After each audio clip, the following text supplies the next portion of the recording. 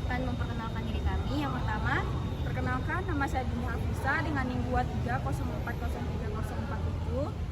saya Diandra Atara dengan NIM 23040380. Nama saya Mareta Airin dengan NIM 2304038086. Selamat menyaksikan. Penerapan momentum dan gaya impuls itu ada banyak. Di sini saya akan menjelaskan yang pertama itu ada helm. Jadi kita tahu di bagian helm itu kan ada lapisan lunak seperti spons atau gabus. Nah, lapisan lunak tersebutlah yang bertujuan memperlama waktu kontak seandainya kepala kita terbentur ke aspal saat terjadi kecelakaan atau tabrakan.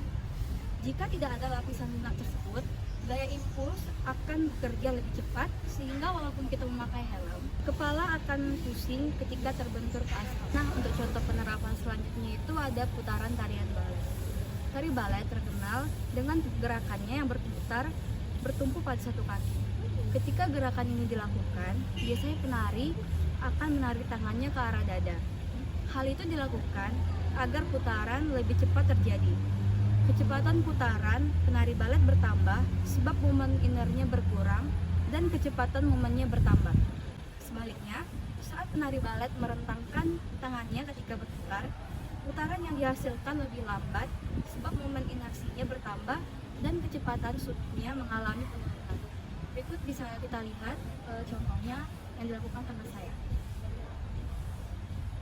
Jadi ada lagi penerapan momentum dalam kehidupan sehari-hari. Salah satunya adalah penggunaan matras. Jadi yang seperti kita ketahui bahwa matras itu biasanya dipakai ketika kita olahraga ataupun para penjudo. Nah, matras itu digunakan untuk memperlama jangka waktu bekerjanya gaya impuls sehingga rasa sakit yang dialami atlet ketika bersentuhan dengan lantai itu minim. Nah, bayangkan ketika diri kita tuh dibanting atau berbenturan dengan lantai. Ini disebabkan karena waktu kontak antara tubuh dengan lantai itu sangat singkat, jadi rasanya itu akan sakit. Namun karena ada penggunaan matras, itu maka waktu kontaknya lebih lama. Dengan demikian, gaya impuls yang bekerja itu akan jadi lebih kecil juga sehingga rasa sakit juga lebih minim. Kemudian ada juga sarung tinju. Nah, jadi sarung tinju itu dibuat empuk dengan tujuan agar waktu kontak terjadi lebih lama, sehingga gaya yang dirasakan juga jadi kecil kan.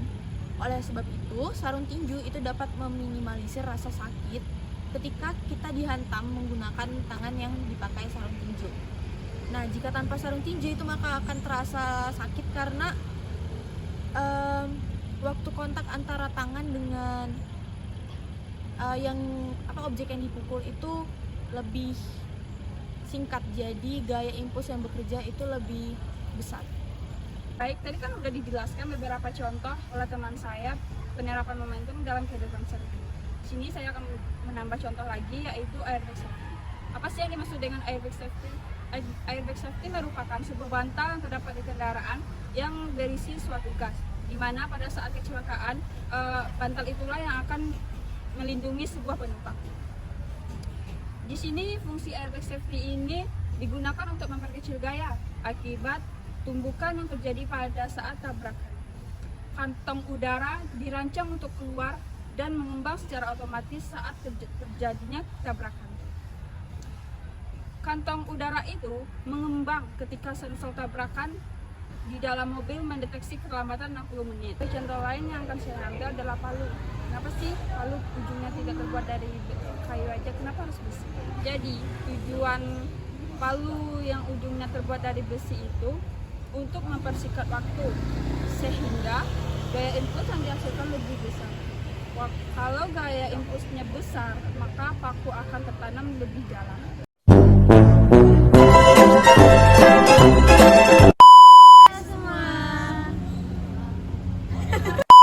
Sebaliknya, saat penari balet